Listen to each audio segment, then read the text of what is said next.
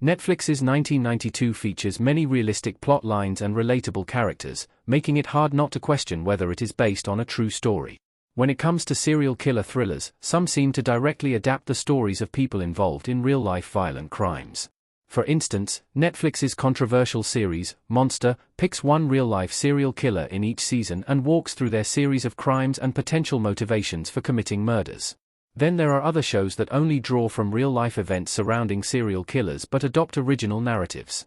Prime Video's Cross is the perfect example of this because, even though it features many references to real-life serial killers, its central serial killer character is fictional.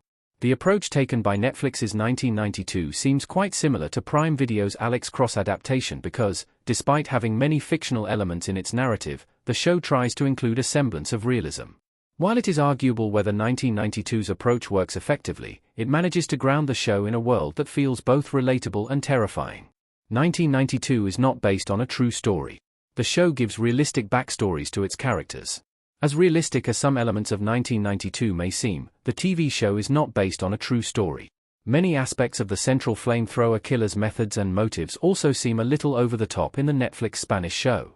However, the show manages to add many layers of realism to the character by backing his actions with a solid backstory. Even when it comes to the other characters in the series, 1992 makes them seem more human and relatable by giving a glimpse of what their lives look like beyond the central mysteries and story beats surrounding them. For instance, 1992 realistically portrays how a character named Richie loses everything from his job to his family due to alcoholism. The show highlights how, despite losing everything, Richie struggles to break the cycles of the toxic habit. There are even moments in the series where he decides to go cold turkey. Unfortunately, despite his best efforts, he struggles to control his alcoholism, which significantly holds him back from realizing his true potential as an investigator. Beyond this, 1992 also interestingly adopts some real-life plot devices to effectively immerse viewers in its crime drama. Seville's Expo 1992 and the Curro mascot are real. Netflix's 1992 adopts a real setting in its past timeline. Marian Alvarez as Amparo in 1992.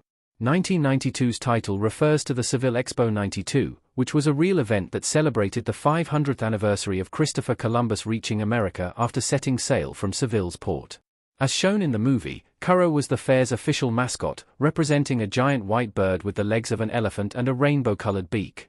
Unlike the expo portrayed in Netflix's 1992, however, the real one was a success, and its pavilions were only dismantled after its completion. No one died during the events surrounding the original fair, and no real-life serial killer ever used the fair's mascot as a mask while committing crimes. In the show, a bunch of powerful men also used the Seville Expo 92 as a platform to illegally demand money from the government. 1992's account of this is entirely fictional because there is no evidence of any such corrupt activities unfolding during the fair.